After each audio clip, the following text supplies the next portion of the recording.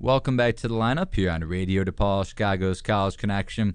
Let's dive back into the college basketball scene and the Big Ten specifically. And, of course, we have Scott Phillips in studio, Eli Hershkovich alongside Tom Bostwick. And let's dive into some Northwestern Ohio State, of course, and the Ohio State Buckeyes continuing to actually play some consistent basketball for the first time all season. We look at what they've done this season. Lensdale Smith has actually picked up his game of late, and the Ohio State Buckeyes have as well. Absolutely, Eli. I mean, you look at Ohio State, and they struggled there a bit in the middle of the Big Ten portion of the season. They lost 5 straight games. They had that crucial, pivotal road win at Wisconsin where they held on, and Sam Decker missed the final shot for Wisconsin. Sorry, his name was escaping me there for a second. That was a big momentum swing for Ohio State's season. They really needed that win. They needed a road win. And although they fell out of the top 25, they can still really defend. Aaron Craft, Shannon Scott among the nation's premier backcourt defenders. Lensdale Smith is playing better, as you mentioned, Eli. An experienced senior who just really needs to hit some shots from the perimeter off of catch-and-shoot opportunities. He doesn't have to do much else. They need LaQuentin Ross to be a consistent scorer. It would be nice if Mark Loving gave them more of a scoring punch, but for a freshman, you can't ask much of him.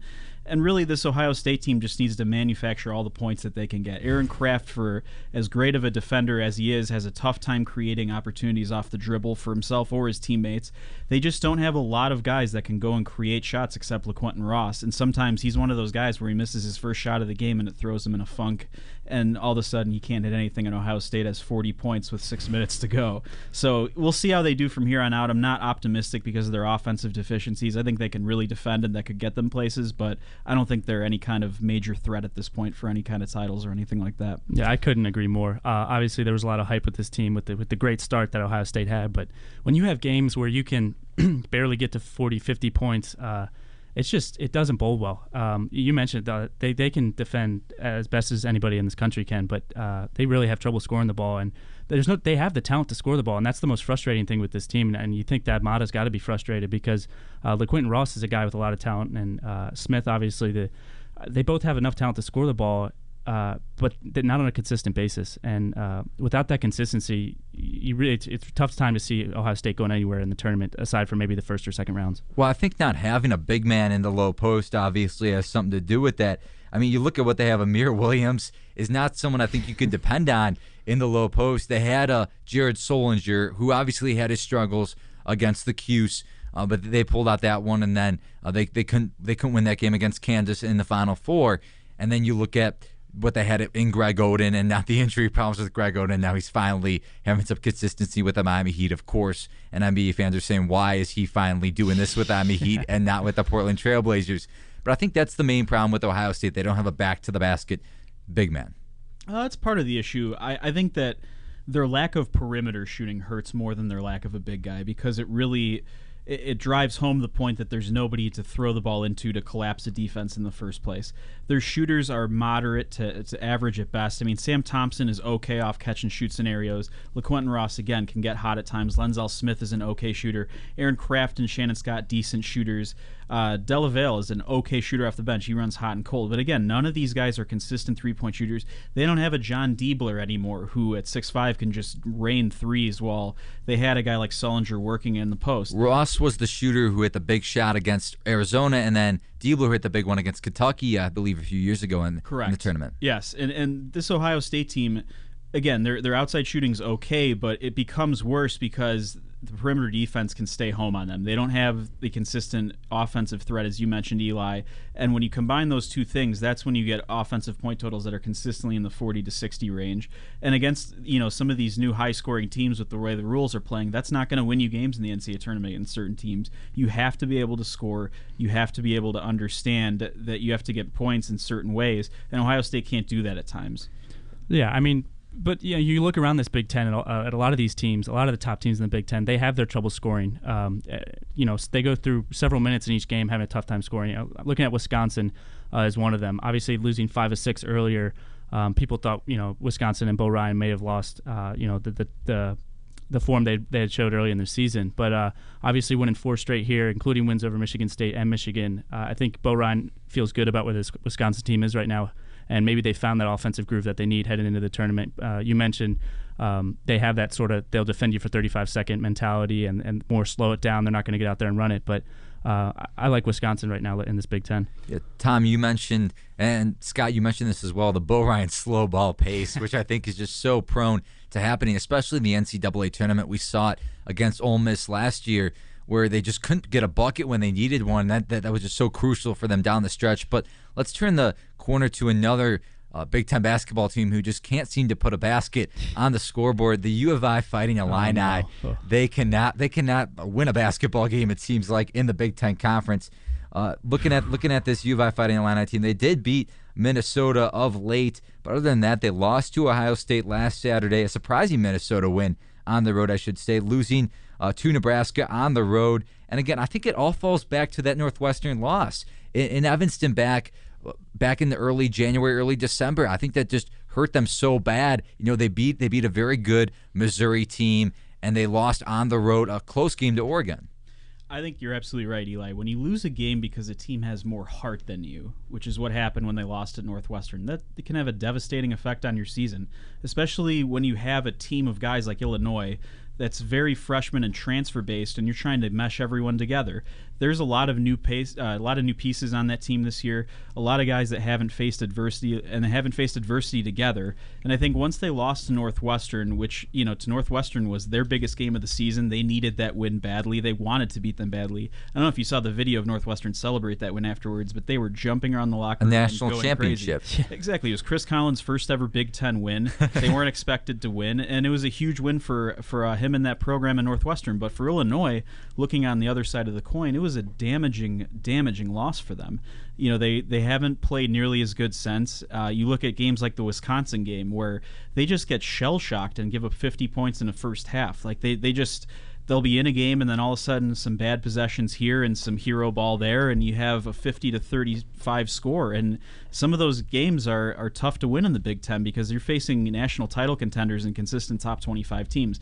I think Illinois just really needs some of their leaders to step up. I think Revante Rice needs to play like he was really early in the season. Tracy Abrams has got to be more even-keeled with the ball, make smart decisions. Their freshmen have to understand that this is Big Ten play and you can't be leisurely with the ball and have to take smart shots. Kendrick Nunn has shown recent flashes. Jalen Tate's had some up and down play, and Malcolm Hill started a little bit recently as well. But this Illinois team, they have to turn things around quickly and find out who their leaders are and what their identity is as a basketball team going forward into March. But how much is, you mentioned that like the periods of shell shock they get against, like they did against Wisconsin, giving up 50 points in the first half. How much is that falls at John Gross's feet as the coach? I think some of it does, but again, when you're going into the Kohl Center, when you have a packed house and a sea of red, and you have one of the best fan bases in America coming at you, and you're a team full of freshmen, full of transfers, full of guys who have never played in that kind of environment, together, and it's hard to hold teams together sometimes. It can all come apart very quickly. I don't think it's a coach's fault if a team goes on a prolonged stretch where they just get completely outplayed on the road. That happens to every team in the country at one point in the season or another. It's how you respond to it and how you come back from that really means something. I think John Gross has done a nice job bouncing this Illinois team back. The Minnesota loss the other night showed a lot. Minnesota's battling for an NCAA tournament bid right now. And I don't think they're getting it after that loss. No, and it was a big loss for them. But that Illinois team showed a lot of heart playing, and winning that game. They had a lot to prove to themselves. And again, I think that you look at this later portion of the college basketball season, a lot of these guys are coming back next year. They want to have a good showing going forward, and I think that they have some momentum to build on going into next season, and they could be perfectly fine in the Big Ten and a contender before you know it. To your point as well, and to Tom's question, I think not having Brandon Paul really hurt the U of I Fighting Illini. Obviously having, as you mentioned, a junior college transfer in Ray Rice, and Tracy Abrams, who is an older player as well. But again, you mentioned a lot of freshmen, a lot of guys who didn't have the experience to play against which seemingly was top 25 teams every single night in the Big Ten Conference. This conference is so tough. And again, switching it over to one or the other, and maybe the toughest team in the Big Ten Conference, the Michigan State Spartans, and another leader here in the Big Ten, and Adrian Payne, and it might be his last go-around. Scott, I have a question for you. Looking at Payne and looking at how he came back from the injury and their very tough loss to the Nebraska Cornhuskers, and we'll get into Nebraska in just a second, but do you think Michigan State here, if they can get their injured players, and obviously having Payne back helps, but do you think they can make a run here at the title? Obviously, you have Florida Q's and the rest of them. But do you think you put Michigan State in that bunch? Oh, absolutely, Eli. I think Michigan State's the best team in the country when they're healthy. I think that they've showed that with the way that they've played injured this season, winning big games. I think that they showed when healthy in big games by beating Kentucky at the Champions Classic, by playing in so many big games. I mean, Adrian Payne and Keith Appling haven't practiced together since early January. They did that this week. You know, Gary Harris had knee injuries earlier this season. Matt Costello had mono. Brandon Dawson broke his hand hitting a table watching film. I mean, this team's had some freak injuries. They've had some other guys step up, though. Kenny Kaminsky's played some big moments in the Big Ten portion of the season. Ohio State, he hit some huge shots. Gavin Schilling's getting minutes. Denzel Valentine has carved out a nice little niche as a jack-of-all-trades kind of wing that can handle the ball a little bit, pass, score. And I think Michigan State has every piece you would want out of a title contender. As long as Keith Appling is healthy, as long as he stays steady and he's hitting shots, he is playing great ball in his senior season. He stepped up quite a bit. Adrian Payne has at times looked like a lottery pick this season. I don't think he'll go that high. I think he's more of a guy that you'll take in the 20s, but with his tantalizing inside-outside game, with his ability to score on the block as well as take it out and hit shots, you just never know what kind of game you're going to get from him in terms of his scoring arsenal. He can hit shots from anywhere on the floor. And then you look at Gary Harris. I think he's the best two-guard in the country. And I think that at times he really gets rolling. He's so smooth in the open floor. He can handle it. He can pass it. He can also shoot it from anywhere on the floor. He's improved his three-point percentage and consistency quite a bit. I just think Michigan State, as long as they're healthy, are the best team in the country. That's no disrespect to the other teams playing, but you know, this team, as long as they're healthy, has got every piece you could want out of a title contender. No, absolutely. And anytime you got a Tom Izzo coach team, there's a chance they're going to the Final Four, going to the title game, and winning the title. But looking at the rest of their schedule, I mean, they got Michigan, Iowa, and Ohio State. I think if they win those three games, that would send a message loud and clear that this team is healthy and ready to go going into the term, not only into the Big Ten tournament, but also the big dance. But again, you talk about those three games, Tom.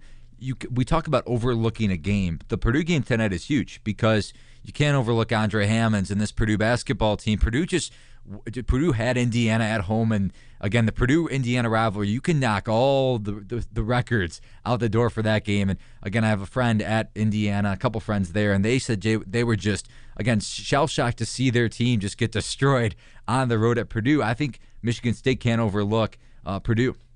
No, it's very fair, and they can't overlook the Illini. I mean, as proved by Minnesota. But I'm just saying, you know, the three tournament teams they're going to be playing coming up, I think will send a message. But no, you're absolutely right, because especially since they're going to Purdue, they're going to West Lafayette to play the Boilermakers, and you mentioned, I mean, they're going to be riding high after that big win over Indiana.